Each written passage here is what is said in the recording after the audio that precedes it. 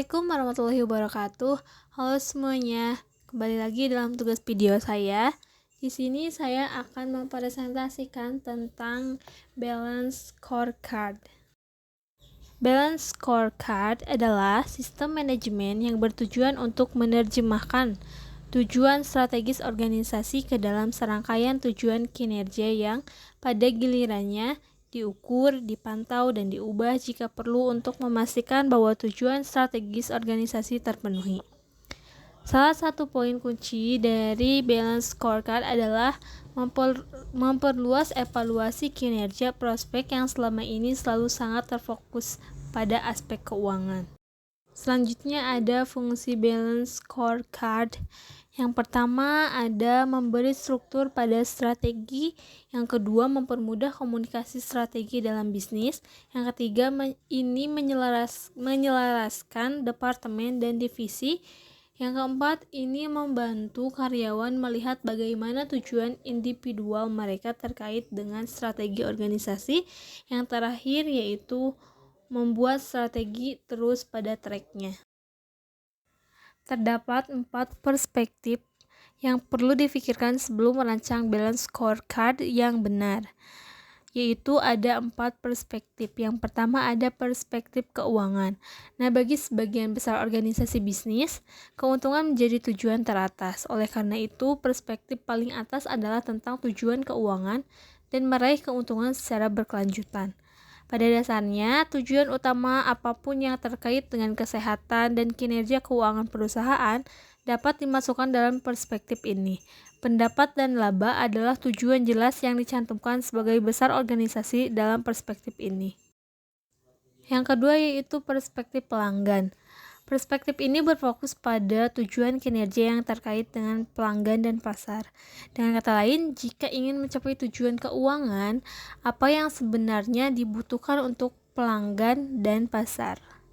Nah, ada contoh hal yang termasuk dalam perspektif ini adalah seperti layanan dan kepuasan pelanggan, atau meningkat Net Promoter Score, atau mengurangi lead time pusat panggilan namanya.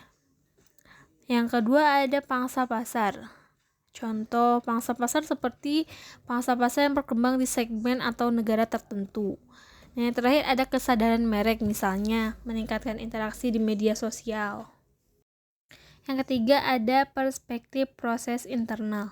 Nah, proses apa yang perlu dilakukan untuk mencapai tujuan terkait pelanggan dan keuangan? Itulah pertanyaan yang ingin dijawab oleh perspektif ini. Di sini akan menetapkan tujuan dan sasaran operasional internal, atau dengan kata lain, apa yang perlu dimiliki bisnis dan apa yang perlu dilakukan bisnis dengan baik untuk mendorong kinerja. Ada contoh tujuan proses internal mungkin termasuk perbaikan proses, optimalisasi kualitas, dan pemanfaatan kapasitas. Yang terakhir ada perspektif pembelajaran dan pertumbuhan. Nah, sementara perspektif ketiga adalah tentang sisi proses konkret dari berbagai hal. Perspektif terakhir ini mempertimbangkan pendorong kinerja yang lebih tidak terwujud. Karena mencakup spektrum yang begitu luas, perspektif ini sering dipecah menjadi komponen-komponen sebagai berikut. Yang pertama ada modal manusia, keterampilan, bakat dan pengetahuan. Nah, misalnya penilaian keterampilan, skor manajemen kinerja, dan efektivitas pelatihan. Selanjutnya ada modal informasi atau database, sistem informasi, jaringan, dan infrastruktur teknologi. Nah, contohnya yaitu sistem keselamatan, sistem perlindungan data, dan investasi infrastruktur. Yang terakhir ada modal organisasi, budaya, kepemimpinan, penyelesaian karyawan, kerja tim, dan manajemen pengetahuan. Contohnya yaitu keterlibatan staf, skor promotor bersih karyawan, dan audit budaya perusahaan. Terakhir ada contoh balance scorecard pada bisnis. Proses pengembangan balance scorecard di suatu perusahaan melibatkan beberapa langkah. Berikut adalah rangkumannya. Yang pertama ada ditetapkan visi masa depan yang jelas. Yang kedua, tentukan tujuan strategis. Yang ketiga, tentukan faktor penentu keberhasilan. Yang keempat, pilih indikator untuk mengukur dan memantau kinerja. Yang terakhir ada tetapkan tujuan, rencanakan tindakan, dan inisiatif. Semua 5 langkah untuk masing-masing dari 4 perspektif.